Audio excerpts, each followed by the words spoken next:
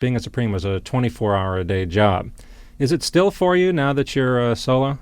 Yes, definitely. In fact, a Supreme must never be caught without her eyelashes on, no matter what time it is.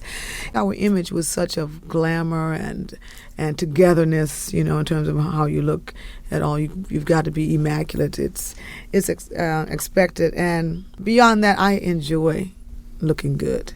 Now, sometimes when I'm doing my shopping for my children and all at the grocery store, and I just run out and pull my hair back in a ponytail and have jeans and a shirt on, I find people staring at me as if to say, I wonder if no, it can't be.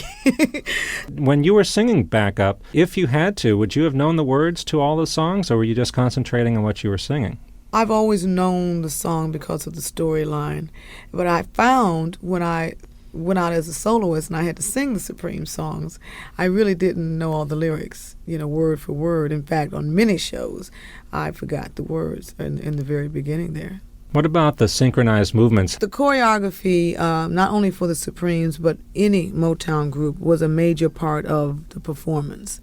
And to have it so that each person is moving identical is an art. And yes, it took a tremendous amount of time. You had to really concentrate, to do things together. So do you remember the thrill of hearing the Supremes on the air? I remember it. We were so very excited.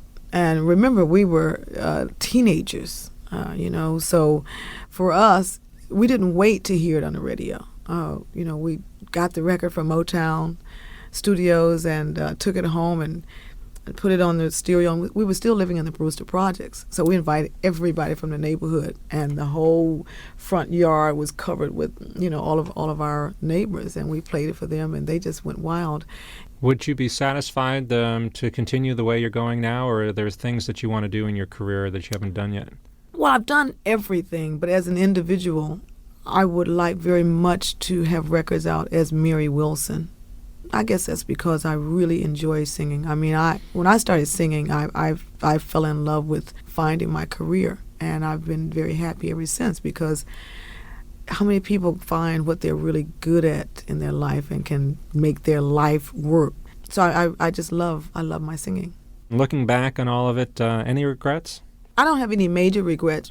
Probably the biggest one is not being so young and naive and not really knowing how to take care of certain relationships and being able to communicate with the girls in the group so that I could sort of go on like a Cinderella story and have a happy type ending. That I really, really regret, and it's something I would probably always regret.